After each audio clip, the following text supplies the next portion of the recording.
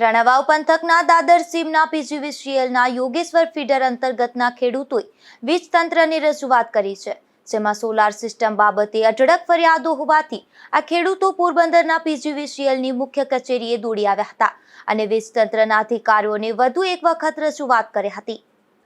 આદિત્યાણાની દાદર સીમમાં રહેતા યોગેશ્વર ફીડર એસકેવાયના ખેડૂતો મોટી સંખ્યામાં એકત્રિત થઈ પોરબંદર પીજીવીસીએલની મુખ્ય કચેરીએ દોડી આવ્યા હતા અને પીજીવીસીએલના અધિકારીઓને કરેલી રજૂઆતમાં જણાવ્યું હતું કે તેઓએ પોતાની માલિકીની ખેતીલાયક જમીનમાં જે તે સમયે સોલાર સિસ્ટમ લગાવેલ છે, પરંતુ સોલારના બિલિંગ અને મેન્ટેનન્સ બાબતે અઢળક ફરિયાદો ઉઠવા પામી છે.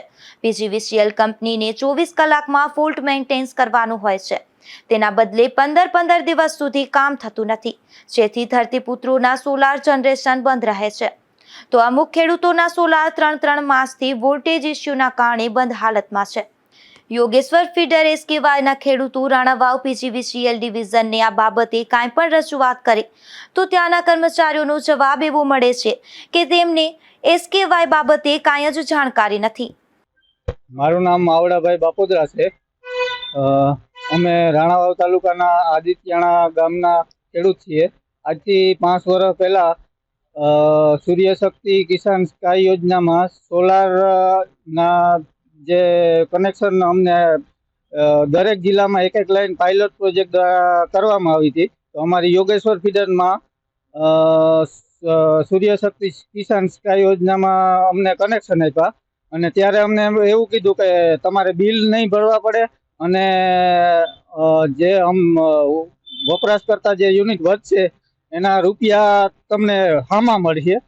તો અમે બધા ખેડૂત મિત્રોએ એવો વિચાર કર્યો કે તો આપણે આ કરીએ તો અમારે ઉનાળામાં પાણી ના હોય તો થોડુંક જે કાંઈ બચત થાય તો એ માટે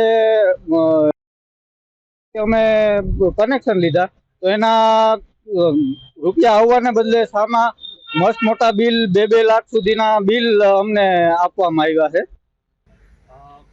મારું નામ પ્રતાપભાઈ ગોઢાણીયા છે. આદિત્યાણા દાદર સીમનો ખેડૂત છું અને જ્યારે પણ આ સૂર્યશક્તિ એસકેવાય ફીડર અમને આપવામાં આવ્યું હતું ત્યાંથી કે રાણાવાવ પીજીવીસીએલના અધિકારીઓ દ્વારા અને શાશ્વત કંપની કરીને છે કોઈ કે જેના પોતાના અધિકારીઓ અને માલિક કે જે કોઈ હોય તે અહીંયા રૂબરૂ એની મુલાકાત લીધી હતી અમારી સીમની અને તારે એમને અમે કીધું હતું કે ભાઈ આ સરકારશ્રી દ્વારા એક ખેડૂતને સાઈડની ઇન્કમ થઈ શકે અને બચત થઈ શકે તે માટેની યોજના છે અને એના વિશ્વાસે અમે આ સોલાર પ્લેટો બધે પોતપોતાના ખેડૂએ પોતાના માલિકીની જમીન ઉપર ઊભી કરાવી હતી અને શરૂઆતથી જ્યારથી ચાલુ થઈ ત્યારથી જ આમાં પછી મેન્ટેનન્સની બેદરકારીથી માંડી અને પીજીવીસીએલની બેદરકારીમાં એવડી મોટી બધી બેદરકારી છે કે 5 વર્ષથી અમે અનેક વખત અહીંયા રજૂઆત કરી છે, જેના લેખિત પુરાવા પણ અમારી પાસે છે અને મૌખિક પણ અનેક વખત રજૂઆત કરી છે. કલેક્ટર સાહેબથી માંડી અને સ્વાગત કાર્યક્રમ સુધીમાં પણ અમે જઈ આવ્યા છે,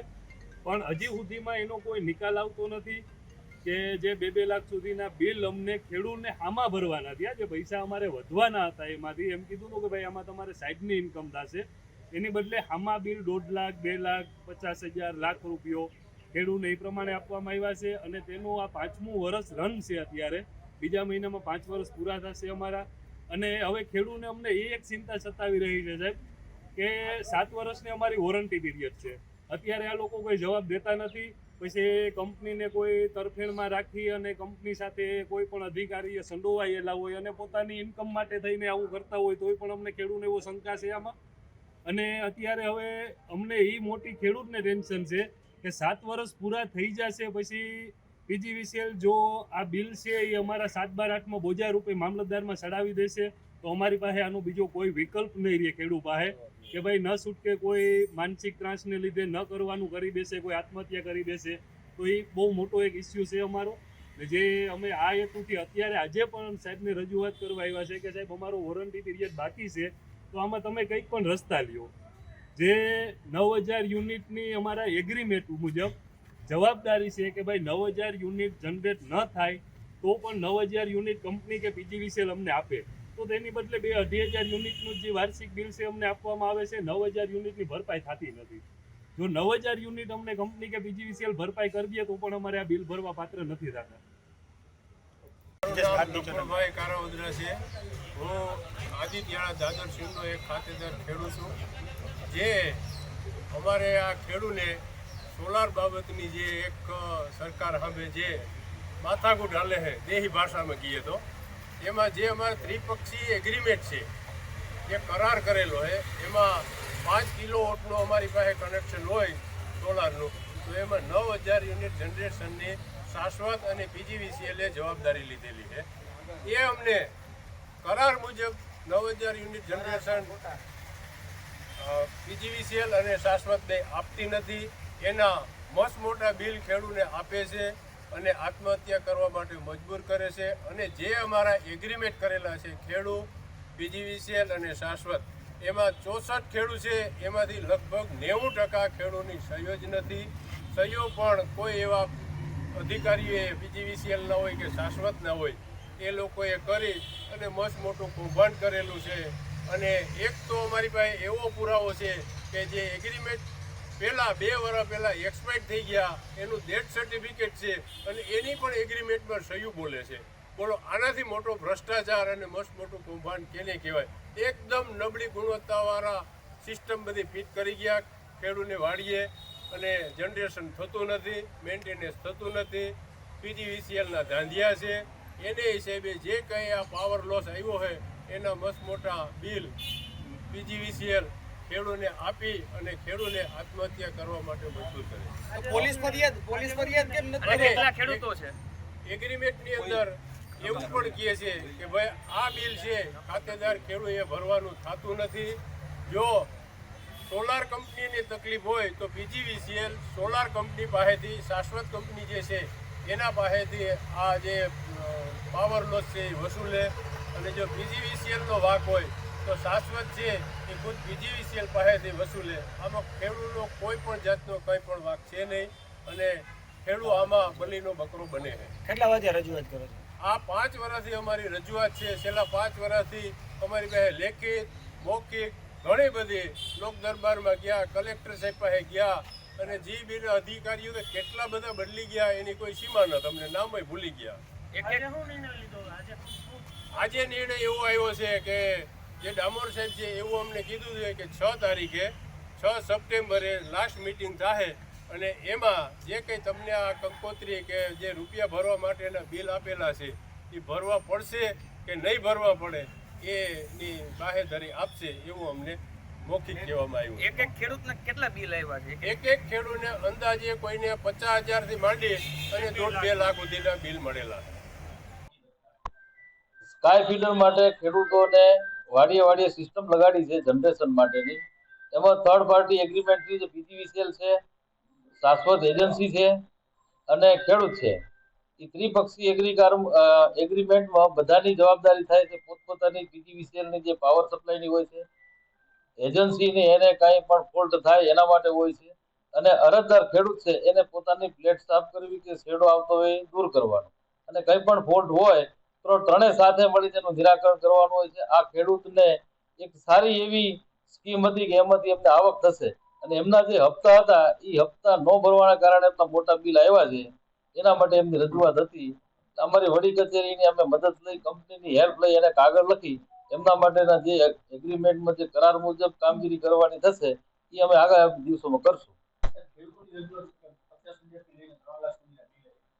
એ તો કનેક્શનો ઉપર ડિપેન્ડ કરે છે. કોઈનું 5નું કનેક્શન છે, કોઈનું 20નું કનેક્શન છે. એટલે એને જે હપ્તો ભરવાનો હોય છે એ જનરેશન એટલું ન થયું હોય, એક બાજુ એનો વપરાશ હોય તો એનું જનરેશન ઓછું થયું હોય તો એનો હપ્તો મોટો આવે, એટલે એમના બિલમાં પરિણમ્યું છે. એટલે એમની રજૂઆત એવી છે કે કોઈને 50,000 છે, કોઈને 1.5 લાખ, 2 લાખ એવા બિલ આવ્યા છે. એ કુલ 64 સ્કીમ છે. એ 64નું એક કન્ઝ્યુમર વાઇઝ જોઈ અને આપણે એનાલિસિસ કરી શકાય કે કયા કન્ઝ્યુમરમાં શું ફોલ્ટ છે. આ અગાઉ પણ આપણે એગ્રીમેન્ટની અંદર બધી અલગ અલગ પ્રકારની કન્ડિશનો છે. એ તમારે કોપી જોઈતી હોય તો તમને કોપી મળશે.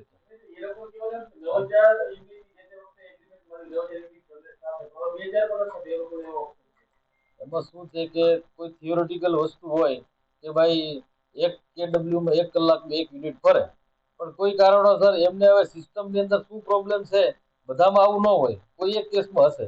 અમે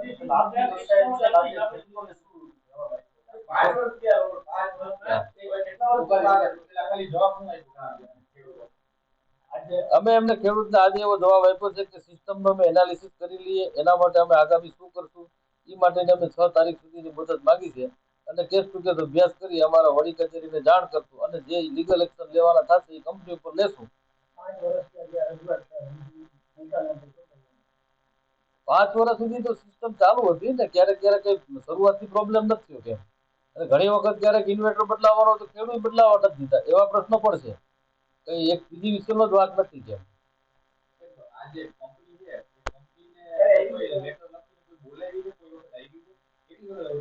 ઘણી વખત કંપનીને નોટિસ આપી છે અને કંપનીના પ્રતિનિધિ આવતા હોય છે. હા, આવે છે. છેલ્લે તો બહુ એક્ઝેક્ટ તારીખ યાદ નથી, પણ એમના અહીંયા કંઈક 1-2 માણસ રાખેલા છે એવું કહે છે, એ તમને વિગત ડિવિઝનમાંથી મળી જશે. હવે કેસ ટુ કેસ જોવું પડે કોનો વાંક કેટલો છે, એમ એક્ઝેક્ટ ન કહી શકાય. કેમ 2 વર્ષ નીકળી જશે? તો સિસ્ટમ છે ભાઈ, બધાએ એગ્રીમેન્ટ કર્યું છે, બધાની જવાબદારી છે. એ પણ કોર્ટમાં જઈ શકે, અમે પણ જઈ શકીએ અને પાર્ટી પણ જઈ શકે. અને કોઈને ઈ પોતે ખેડૂતો આ સિસ્ટમ છે ને સરકારમાં જઈ રાજકીય દબાણ કરીને ફીડર લઈ આવ્યા છે. રાજકીય રીતે એટલે એમાં ઘણી વખત કે આ ફીડર લેવું છે કે અમારે આ ફીડર લેવું છે. શરૂઆતમાં તો શું છે, પ્રેશર બધા કરાવતા હોય છે. રાજકીય દબાણ ન હોય પણ સ્કીમ આવતી હોય તો સ્કીમ લોન્ચ થાય. એટલે રાજકીય એટલે સરકાર સ્કીમ લાવે એવું મારા ધ્યાનમાં તો કઈ નથી. કોઈ મરી ગયા એવું કે છે પણ મારા ધ્યાનમાં એવું કઈ નથી. ના, એવા ખોટા એગ્રીમેન્ટમાં સહી તો થાય નહીં ને. સોલાર કંપની અને પીજીવીસીએલ દ્વારા 5 એચપીના કનેક્શનને 9000 યુનિટની એગ્રીમેન્ટ મુજબ શાશ્વત સોલાર કંપની અને પીજીવીસીએલની જવાબદારી છે, છતાં પણ 9000 યુનિટની ભરપાઈ કરેલ નથી. જે જનરેશનની જવાબદારી શાશ્વત સોલાર કંપની અને પીજીવીસીએલની છે, છતાં પણ રાણાવાવ પીજીવીસીએલ ખેડૂતોને ખૂબ જ મોટા બિલ આપે છે અને આ બિલ ખેડૂતોને એગ્રીમેન્ટ મુજબ ભરવા પાત્ર થતું નથી. છતાં પણ પીજીવીસીએલ દ્વારા ખેડૂતોના પીજીવીસીએલને લગતા બીજા કામ રોકવામાં આવે છે. ત્રિપક્ષીય કરાર થયેલ છે, તેમાં લગભગ ખેડૂતોની ખોટી સહીઓ કરી અને મોટો ફ્રોડ કરેલ છે, જેના પુરાવા ખેડૂતો પાસે છે. નોન સ્કાય ગ્રાહકોને ત્યાં હોચડોગ સિસ્ટમ કાર્યરત ન હોવાથી ફીડર લોસ વધી રહ્યો છે, તે સોલાર ગ્રાહકો ભોગવી રહ્યા છે. આ બાબતે અનેક વખત રજૂઆત કરવા છતાં કોઈ કાર્યવાહી થઈ નથી. જો તંત્ર વહેલી તકે કાર્યવાહી નહીં કરે તો વધુ ઉગ્ર આંદોલનની પણ તૈયારી બતાવાય છે. નિપુલ પોપટ, ગુજરાત ન્યૂઝ, પોરબંદર.